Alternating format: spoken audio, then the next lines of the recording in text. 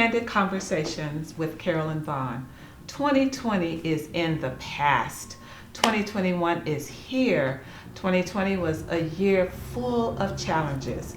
It was an unprecedented year in so many different ways. My guest today is a motivator, certified speaker, author, and teacher. Welcome, Tanika Cherie. Thank you so much for having me. And just to let you know a little bit about Tanika, and she's going to share her story with us today, which you will find very inspirational and also very enlightening.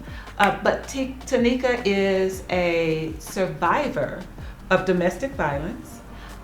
She is a widower, and as well as she experienced the loss of an infant. So she has an array of things that she has dealt with. And so today, I wanted Tanika to come and be with me in this conversation. Although 2020 is gone, we know that it brought in such an array of things. Again, the dichotomy of people having lost loved ones, jobs, homes, and that's just to name a few. And then on the other end, you had people who opened up businesses, who bought their new homes. And so the dichotomy of 2020 is a year that we will never forget. But for those of you who have lost loved ones in 2020, maybe that's a husband, a mother, a daughter, a son, or whatever the loss may be. I want Tanika to talk with us a little bit because she has experienced as well loss. And we want to affirm you. We want you to know that it's okay to grieve, and that grieving, there is no set rule. For grieving, there is no set time. All of that is dependent upon that person's or your own situation. Wouldn't you say that, Tanika? Absolutely. Grief is so unique for each individual, and so there is no set time. I mean, we know that Right. there's steps to grief. We understand that, but it can hit you at any time. And Yes, there's yes. no set time, no rhyme or reason. And the best way is just to really figure out, how can I go through this healthy, because I'm going to go through it. Like it or not, Like yeah, it or not, you're in you it have to and go you're Yes, gonna go through it. absolutely. And I think you said a key thing is, how do I go through it healthy? Yes. And what do you mean by that? What I mean by that is, when we experience grief, we have to realize that we were already going through other things, just day-to-day of life. Maybe our health, maybe there's some mental things that were going on, just work. And so when you experience the loss of a job, a loved one, maybe a relationship, whatever happens, when you experience that, you didn't necessarily have space for that thing. Not in your heart, not in your mind, and then all of a sudden grief hits. Yeah. And then you're like, well, what do I do with this? And so it's extremely dangerous with grief if we don't allow that space in it and time. When someone asked me before, how do I handle grief? I'm going to tell you how I handled it.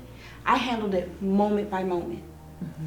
That is all that you have. That is whether you're at work, home, with family, it doesn't matter. You never know when it's going to hit you. You don't know what your triggers are, whether it's a memory, Right. a movie, Right. a song, a scent.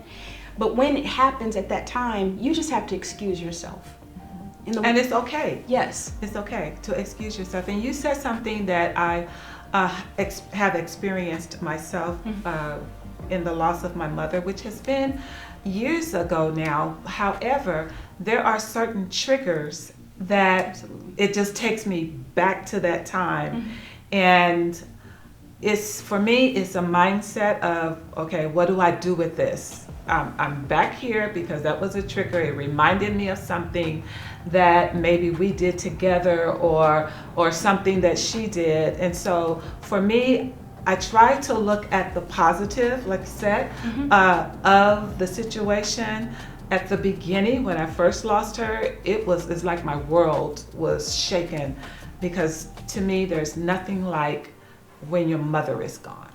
And our relationship was close. We talked every day.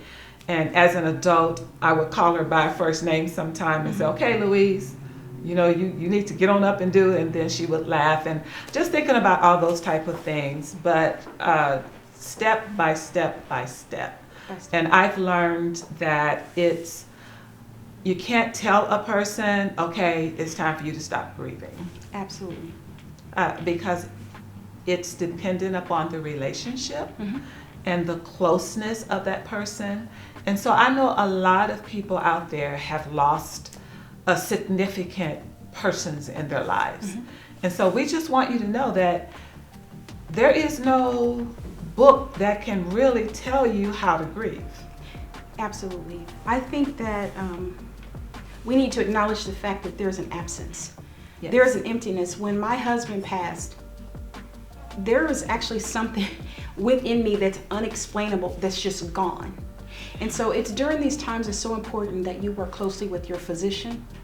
It's important that you rely on your family, your church family, and your community, because you can't get through it on your own. Right. And it's like, one of the things I always warn people is to be careful how you grieve so that you don't fill that space or that void with alcohol or drugs or sexually, like having unhealthy relationships. Because during that time you are messed up and you're all over the place. So there is a void there, and it takes time. And how to fill that, as a believer, I say prayer. But when you have that emptiness, it's something different for everyone, and it can take a lifetime. It can take years.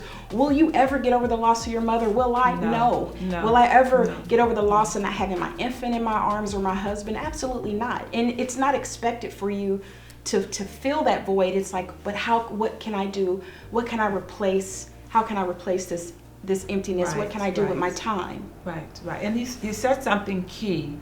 And that was to surround yourself with, whether it's or if you need to see a physician or a community of support, whether that be family members or friends. It is so important that you have somebody in your corner. And that's not just to tell you it's going to be okay. That not at all, but just that can sit with you. Come on. Just sit with you while you cry. You don't have to say a word. Just knowing that they are there for you. Loved ones don't know what to do. Or say. Sometimes. They don't know what to do or say. What they don't realize is that you just need a person there. A person. Yes. Just there so that you can hear something, because our minds will drive us crazy just from our thoughts and the memories and all of those things. I think that we don't know ourselves well. We can deal with stress and bills and our health. But it's different when you're actually dealing with grief. And so we have to know ourselves. And when I say that, I mean this. Really pay attention to yourself. Are you breathing? I didn't realize I was holding my breath like a lot, and I wasn't going. You need to do that. Also, you have to pay attention. Are you eating?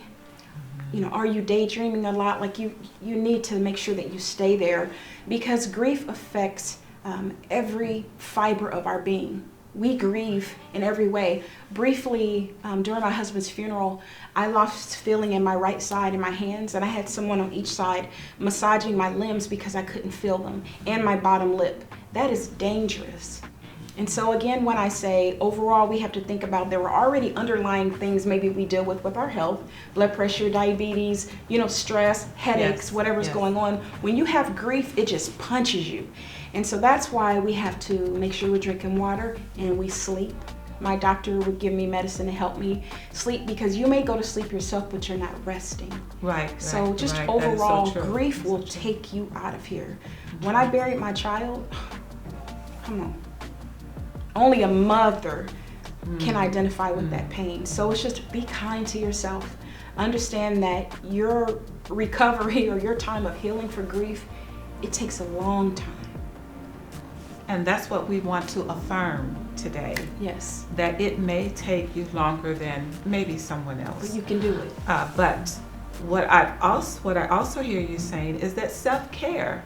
Absolutely. That self-care. And that's a word that You know, in my day, we didn't hear very much of. No. It's like, okay, you know, Be strong, be snap strong, out of it. yeah, snap out of it. Come on, let's, you know, you got stuff to do. This self-care, to me, is so important. And remembering your loved one. Yeah. Remembering the good times. My husband was an Right. executive chef, and I think about his food and what all the times he made us laugh. You have to take yourself to that healthy place. We have to take some responsibility. It's Right. okay to grieve. It's just not okay to stay in that thing too long. Right. And you can. Right. It's a new year. And so when you really acknowledge, okay, my loved one is gone, they're not here. Okay, what am I gonna do now? So my sons and I, we went to the mountain in Denver, and that was our kind of our way of just talking to him and saying goodbye. And when I go to the water and I see it, you know, I talk to him within my heart, or I find happy ways to remember him. But you have to find what works for you in moving on in this new year, because life goes on, and it Yes, has it to. does. You still have something to do. You still have some growing to do. You still have lives to touch, and like, what can you take from this to always remember them? But you have to keep going. One of the things that I do that I got definitely from my mother is cooking.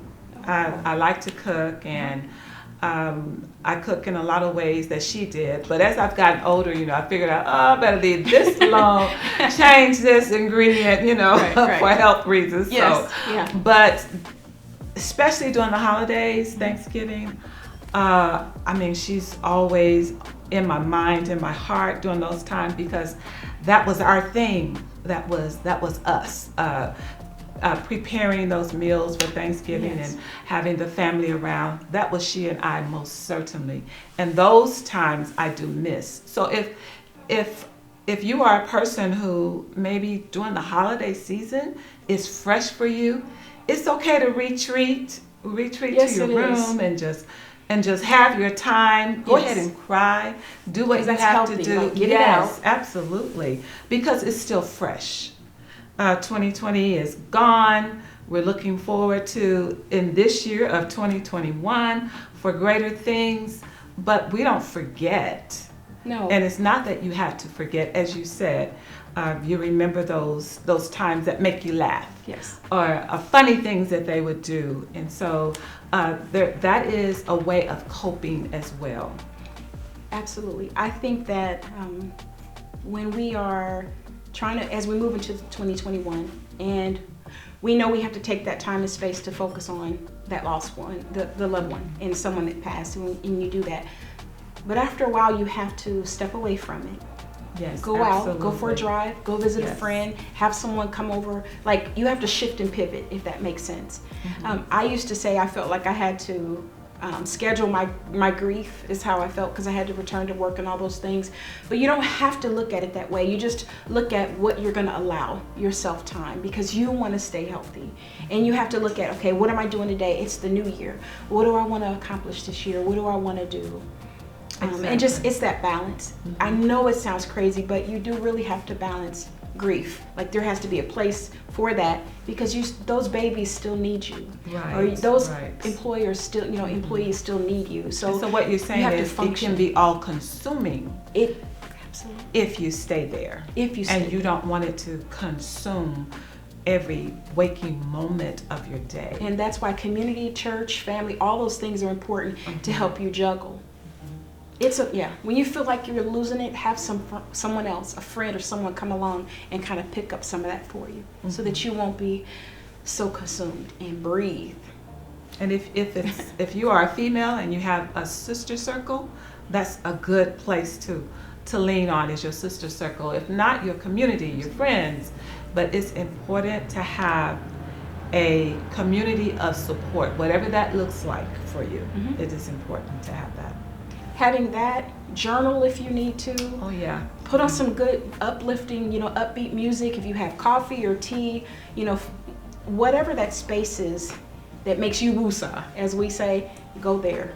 Do those things. But it is a new year, and God is doing a new thing. Absolutely, a new year. Yeah, Yes, and we are looking have to forward trust to Him for some that. new things absolutely. in this new year. We know that COVID is still here. It hasn't left us. But we know how to operate and function within it. Yes, we So know to wear our mask. Yeah. We know not to be in gatherings Yeah. and all that. We're going to do those things. Yeah. It's still here. But my outlook, my expectations in this year of 2021 is great.